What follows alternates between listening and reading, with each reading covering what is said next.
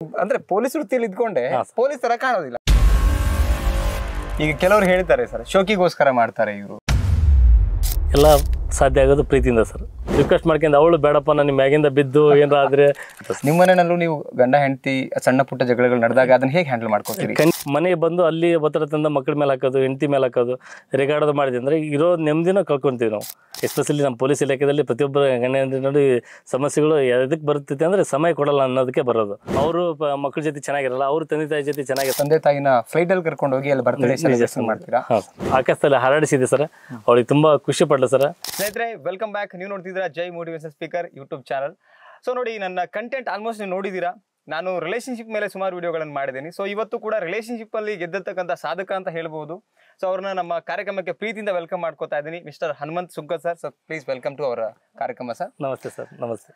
So sir ನೋಡಿ, ಇವತ್ತು ನಿಮ್ಮ ಹತ್ರ ಬರಲಿಕ್ಕೆ ಮೇನ್ ರೀಸನ್ ಏನು ಅಂತ ಹೇಳಿದ್ರೆ, ನಾನು ಹೊರಗಡೆ ನಾವು ಇನ್ನೊಬ್ಬರ ಮನಸ್ಸನ್ನ ಗೆಲ್ಲಬಹುದು, ನಾವೇನೋ ಕೆಲಸ ತಗೊಳ್ಬಹುದು, ಅಥವಾ ಮತ್ತೇನೋ ನಾವು ಸಾಧನೆ ಮಾಡ್ಬೋದು. ಬಟ್ ಎಷ್ಟೋ ಜನ ಇವತ್ತು ನನ್ನ ಒಂದು ಕಾರ್ಯಕ್ರಮದಲ್ಲಿ ಕೌನ್ಸಿಲಿಂಗ್ ಮಾಡಬೇಕಾದ್ರೆ ಫ್ಯಾಮಿಲಿಯಲ್ಲಿ ಗೆಲ್ಲಕ್ಕೆ ಭಾಳ ಕಷ್ಟಪಡ್ತಿರ್ತಾರೆ. ಸರ್ ಏನು ಸೀಕ್ರೆಟು? ನಗ್ನಗ್ತಾ ಎಲ್ಲರೊಟ್ಟಿಗೆ ಚೆನ್ನಾಗಿರ್ತೀರಾ, ಫ್ಯಾಮಿಲಿಗೆ ಟೈಮ್ ಕೊಡ್ತೀರಾ, ಅಗ್ರಿಕಲ್ಚರ್ ಮಾಡ್ತೀರಾ, ಹೇಗೆ ಸಾಧ್ಯ? ಅದು ಹೇಗೆ ಪಾಸಿಬಲ್?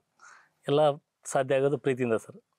ಪ್ರತಿಯೊಬ್ಬರನ್ನ ಪ್ರೀತಿಸಬೇಕು, ಪ್ರೀತಿಯಿಂದ ಅವರು ಮಾಡ್ತಾ ಕೆಲಸಗಳನ್ನ ಗೌರವಿಸ್ಬೇಕು. ನಾವು ಕೂಡ ಅವರು ಸಣ್ಣ ಕೆಲಸ ಮಾಡಲಿ, ಮನೆಯಲ್ಲಿ ಮಗುವಿಂದ ಹಿಡಿದು ತಂದೆ ತಾಯಿ ಅವ್ರವ್ರದ್ದಾದ ಒಂದು ವ್ಯಕ್ತಿತ್ವ ಇರುತ್ತೆ. ಆ ವ್ಯಕ್ತಿತ್ವನ ನಾವು ಪ್ರೀತಿಸಬೇಕು. ಪ್ರೀತಿಸಿದ್ರೆ ಪ್ರತಿಯೊಂದು ಮನೆಯಲ್ಲಿ ಯಾವುದೇ ಥರ ಭಿನ್ನಾಭಿಪ್ರಾಯ ಇರೋದು ಸರ್. ಎಲ್ಲರನ್ನೊಂದು ಪ್ರೀತಿಯಿಂದ ನಗ್ತಾ, ಸಣ್ಣ ಪುಟ್ಟ ಭಿನ್ನಾಭಿಪ್ರಾಯಗಳು ಬರ್ತಾ ಇರ್ತವೆ, ಅದನ್ನು ಪಾಸಿಟಿವ್ ಆಗಿ ತೊಗೊಂಡು ನಕ್ಕಂತ ಪ್ರೀತಿಯಿಂದ ಜೀವನ ಮಾಡಿದರೆ ತುಂಬ ಖುಷಿಯಾಗಿರುತ್ತೆ sir life. And one more question ಕೇಳಿಕ್ಕಿದೆ ನಾನು. ಏನು ಅಂತ ಹೇಳಿದ್ರೆ, ಎಷ್ಟೋ ಜನ ಈಗ ನೋಡಿ ಜಾಬ್ ಮಾಡ್ತಿರ್ತಾರೆ, ಬಂದ ತಕ್ಷಣ ಇವಾಗ ಪ್ರೆಸೆಂಟ್ ಸಿಚುವೇಶನ್ ಇರೋದು. ಸೊ ನಾನು ಕೌನ್ಸಿಲಿಂಗ್ ಮಾಡ್ಬೇಕಾದ್ರೆ ನೋಡಿದ್ದೀನಿ, ಜಾಬ್ ಮಾಡ್ತಿರ್ತಾರೆ, ಜಾಬಿಂದ ಬರ್ತಾರೆ, ಹೆಂಡತಿಗೆ ರಿಗಾಡ್ತಾರೆ, ತಂದೆ ತಾಯಿ ರಿಗಾಡ್ಬಿಡ್ತಾರೆ, ಸಮಯ ಕೊಡ್ತಿರಲ್ಲ. ಕೆಲವರು ಕಂಪ್ಲೇಂಟ್ ಆ ಥರ ಇರುತ್ತೆ. ಅದ್ರ ಜೊತೆಗೆ ನೀವು ಮನೆಗೆ ಸಮಯ ಕೊಡ್ತೀರಾ, ಅಗ್ರಿಕಲ್ಚರ್ ಮಾಡ್ತೀರಾ, ಕುರಿ ಫಾರ್ಮ್ ಮಾಡ್ತಿದ್ದೀರಾ, ಕೋಳಿ ಫಾರ್ಮ್ ಮಾಡಿದ್ದೀರಾ, ಡ್ಯೂಟಿಗೆ ಸಮಯ ಕೊಡ್ತೀರಾ. ಹೇಗೆ ಸಮಯನ ನೀವು ಪ್ಲಾನ್ ಮಾಡ್ಕೊಡ್ತೀರಾ ಸರ್? ಸಮಯ ಇದ್ದಷ್ಟೇ ಇರುತ್ತೆ ಸರ್. 24 ಗಂಟೆ ಅಂದರೆ 24 ಗಂಟೆ ಇರುತ್ತೆ. ಅದನ್ನು ನಾವು ಹೊಂದಾಣಿಕೆ ಮಾಡ್ಕೋಬೇಕು. ಸಮಯ ಪ್ರತಿಯೊಂದಕ್ಕೂ ನಮ್ಮ ಮಲಗೋದು 6ರಿಂದ 7 ತಾಸು, ಮ್ಯಾಕ್ಸಿಮಮ್ 7 ತಾಸು ನಾನು ನಿದ್ದೆ ಮಾಡೋದು. ಉಳಿಕಿದ್ದ 16 ಅವರ್ಸ್ ಪೂರ್ತಿ ನಾನು ಕೆಲಸದಲ್ಲೇ ತೊಡಗ್ತೀನಿ. ಡ್ಯೂಟಿಗೆ ಎಷ್ಟು ಟೈಮ್ ಕೊಡಬೇಕು ಅಷ್ಟು ಟೈಮ್ ಕೊಡ್ತಾನೆ. ಇವತ್ತಿನವರೆಗೂ ಒಂದು ಅಬ್ಸೆಂಟ್ ಇಲ್ಲ. ಡ್ಯೂಟಿಯಲ್ಲಿ ಒಳ್ಳೆ ಕರ್ತವ್ಯ ನಿರ್ವಹಿಸಿದ್ದೀನಿ. ಅದೇ ಥರ ಡ್ಯೂಟಿಯಿಂದ ಏನೋ ಪ್ರೆಷರ್ ಇರಲಿ, ಏನೋ ಒತ್ತಡ ಇರಲಿ ಕೆಲಸದ್ದು, ಅದು ಅಲ್ಲಿಗೆ ಮರ್ತು ಬಿಡಬೇಕು. ಮನೆಗೆ ಬಂದು ಅಲ್ಲಿ ಒತ್ತಡ ತಂದ ಮಕ್ಕಳ ಮೇಲೆ ಹಾಕೋದು, ಹೆಂಡತಿ ಮೇಲೆ ಹಾಕೋದು, ರೇಗಾಡೋದು ಮಾಡಿದೆ ಅಂದರೆ ಇರೋ ನೆಮ್ಮದಿನ ಕಳ್ಕೊತೀವಿ ನಾವು. ಪ್ರೀತಿ, ನೆಮ್ಮದಿ, ಖುಷಿ ಸಿಗೋದೇ ಮನೆಗೆ ಬಂದ್ಮೇಲೆ. ಒತ್ತಡ ಎಲ್ಲ ಡ್ಯೂಟಿ ಮೇಲೆ ಇದ್ದ ಪ್ರೀತಿ ವಿಶ್ವಾಸ ಇರಲ್ಲ ಅಲ್ಲಿ. ಎಲ್ಲ ಪ್ರತಿಯೊಬ್ಬರು ಎಲ್ಲ ಕಷ್ಟದಿಂದನೇ ಬಂದಿರ್ತಾರೆ, ಮತ್ತೊಬ್ಬರು ಕಷ್ಟಗಳನ್ನ ಹೇಳ್ತಿರ್ತಾರೆ. ಎಸ್ಪೆಷಲಿ ನಮ್ಮ ಪೊಲೀಸ್ ಇಲಾಖೆಯಲ್ಲಿ ತುಂಬಾ ನೋವು ಉಂಡೆ ನಮ್ಮ ಹತ್ರ ಬಂದಿರ್ತಾರೆ. ನಾವು ಅವ್ರ ಹತ್ರ ಎಗರಾಡಿ ಮತ್ತು ಚೀರಾಡಿ ನಮ್ಮ ಮನಸ್ಸು ನೆಮ್ಮದಿ ಹಾಳು ಮಾಡ್ಕೊಬಾರ್ದು. ಅದನ್ನೇ ಸಮಾಧಾನದಿಂದ ಕುಂದಿರಿಸಿ ಅವ್ರ ಕಷ್ಟ ಸುಖಗಳನ್ನ ಕೇಳ್ಕೊಂಡು ನಮ್ಗೆ ಸಾಧ್ಯದಷ್ಟು ಪರಿಹಾರ ಮಾಡಿ, ಮತ್ತು ಅವನು ಒತ್ತಡಗಳನ್ನ ತಂದು ಇಲ್ಲಿ ಮನೆ ಮೇಲೆ ಹಾಕಬಾರ್ದು. ಮನೆ ಮೇಲೆ ನಕ್ಕಂತನ ಮನೆಯಿಂದ ಹೋಗುವಾಗ ಯಾವ ರೀತಿ ನಮ್ದು ಎನರ್ಜಿ ಇರುತ್ತೆ ಅದೇ ಟೈಪ್ ಮನೆ ಒಳಗಡೆ ಇದ್ದಾಗ ಅದೇ ಟೈಪ್ ಬರಬೇಕು. ಅಂದರೆ ಮನೆ ಎಲ್ಲ ಚೆಂದಾಗಿ ಹೋಗುತ್ತೆ, ಎಲ್ಲ ಫ್ಯಾಮಿಲಿ ಸುಸೂತ್ರವಾಗಿ ನಡೆಯುತ್ತೆ ಸರ್. ಓಕೆ ಸರ್, ಈಗ ನೋಡಿ, ನೀವು ಪೊಲೀಸ್ ಇಲಾಖೆಯಲ್ಲಿ ಕೆಲಸ ಮಾಡ್ತಿರೋದ್ರಿಂದ ಹೊರಗಡೆ ಸುಮಾರು ಸಮಸ್ಯೆಗಳನ್ನು ಕೇಳ್ತೀರಾ. ನಿಮ್ಮ ಮನೆಯಲ್ಲೂ ನೀವು ಗಂಡ ಹೆಂಡತಿ ಸಣ್ಣ ಪುಟ್ಟ ಜಗಳಗಳು ನಡೆದಾಗ ಅದನ್ನ ಹೇಗೆ ಹ್ಯಾಂಡಲ್ ಮಾಡ್ಕೋತೀರಿ? ಖಂಡಿತ ಸರ್. ಪ್ರತಿಯೊಬ್ಬರ ಮನೆಯಲ್ಲಿ ಪ್ರತಿಯೊಬ್ಬ ಎಂಥ ಒಂದು IPS ಹಿಡ್ಕೊಂಡು ಕಾನ್ಸ್ಟೇಬಲ್ ಮನೆಯಲ್ಲಿ ಪ್ರತಿಯೊಬ್ಬರ, ಎಸ್ಪೆಷಲಿ ನಮ್ಮ ಪೊಲೀಸ್ ಇಲಾಖೆಯಲ್ಲಿ ಪ್ರತಿಯೊಬ್ಬರ ಗಂಡ ಹೆಂಡತಿ ನೋಡಿ ಸಮಸ್ಯೆಗಳು ಎದಕ್ಕೆ ಬರುತ್ತೈತೆ ಅಂದರೆ ಸಮಯ ಕೊಡಲ್ಲ ಅನ್ನೋದಕ್ಕೆ ಬರೋದು.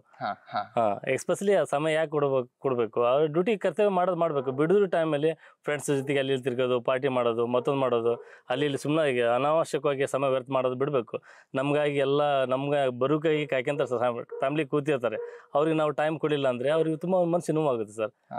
ಅವ್ರಿಗೆ ಟೈಮ್ ಕೊಟ್ಟಾಗೆ ನಮ್ದೆಲ್ಲ ಜೀವನ ಚೆಂದಾಗಿ ನಡೆಯೋದು.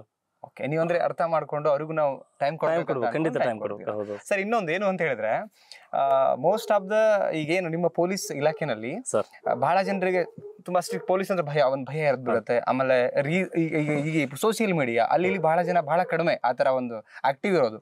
ಪೊಲೀಸ್ ಅಂದ್ರೆ ಒಂಥರ ಹೇಗೆ ಅಂದ್ರೆ ತುಂಬಾ ಸ್ಟ್ರಿಕ್ಟ್ಲಿ ಅದು ನಮಗೆಲ್ಲ ಈ ತರದೊಂದು ಇರ್ತಾರೆ. ಅದ್ರ ನೀವು ಕಂಪ್ಲೀಟ್ಲಿ ಉಲ್ಟಾ ಇದ್ದೀರಾ.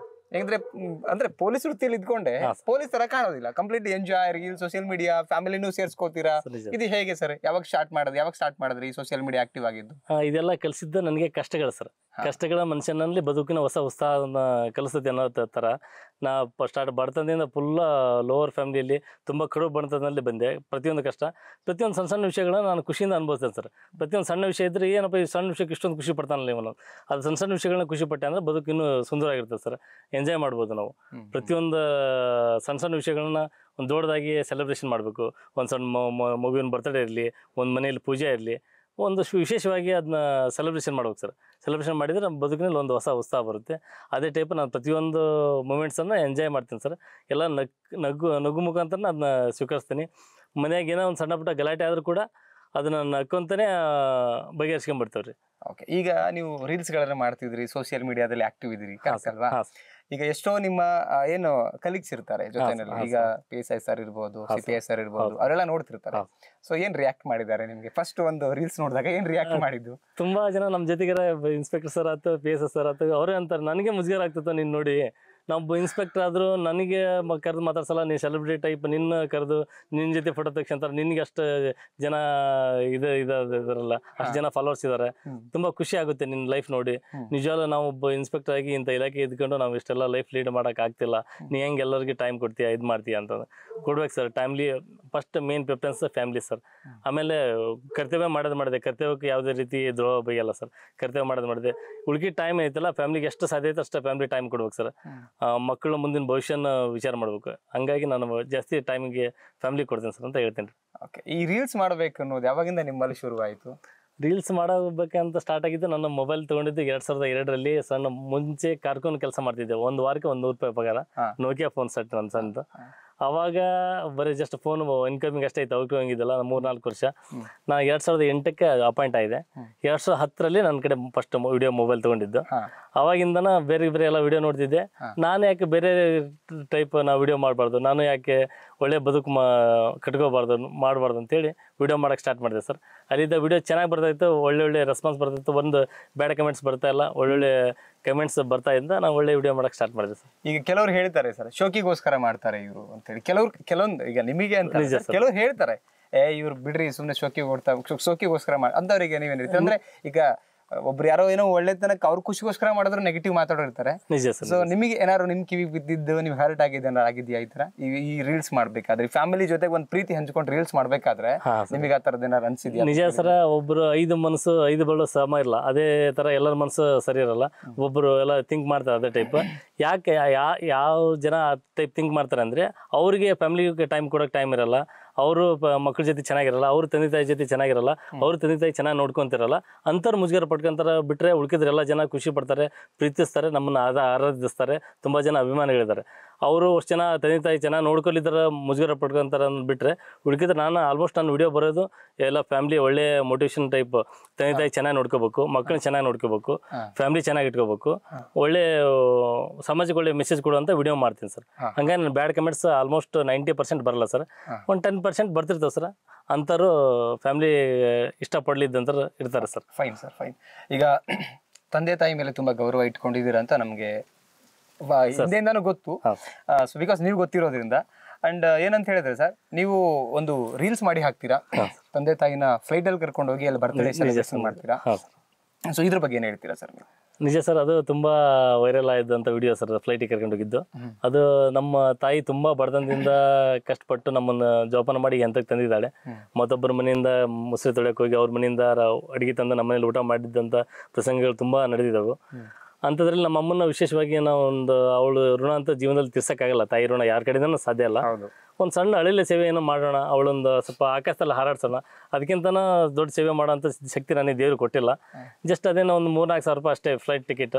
ಅದೊಂದು ಸೇವೆ ಮಾಡೋಣ ಅಂತೇಳಿ ಒಂದು 3-4 ತಿಂಗಳಿಂದ ಕನಸಿತ್ತು. ಅದು ಒಂದು 2 ತಿಂಗಳ ಮುಂಚಿರ್ತಾನೆ ಅವಳದು ಬರ್ಡೇ ದಿವಸ ಟಿಕೆಟ್ ಬುಕ್ ಮಾಡಿದೆ. ಬುಕ್ ಮಾಡ್ಕೊಂಡು ಹುಬ್ಳಿಯಿಂದ ಬೆಂಗಳೂರು ಟಿಕೆಟ್ ತೊಗೊಂಡು ರಿಕ್ವೆಸ್ಟ್ ಮಾಡ್ಕೊಂಡು, ಅವಳು ಬೇಡಪ್ಪ ನಾನು ಮ್ಯಾಗಿಂದ ಬಿದ್ದು ಏನಾದ್ರೆ ದಯವಿಟ್ಟು ಬೇಡ, ಇಲ್ಲಮ್ಮ ನಾನು ಒಟ್ಟಿಗೆ ಇರ್ತಾನೆ, ನಾನು ಜೊತೆಗೆ ಇರ್ತಾನೆ ಅಂತಂದ್ಮೇಲೆ ಒಪ್ಕೊಂಡು ಕರ್ಕೊಂಡು ಹೋದೆ. ತುಂಬ ಅಂದರೆ ತುಂಬ ಖುಷಿಪಟ್ಲು.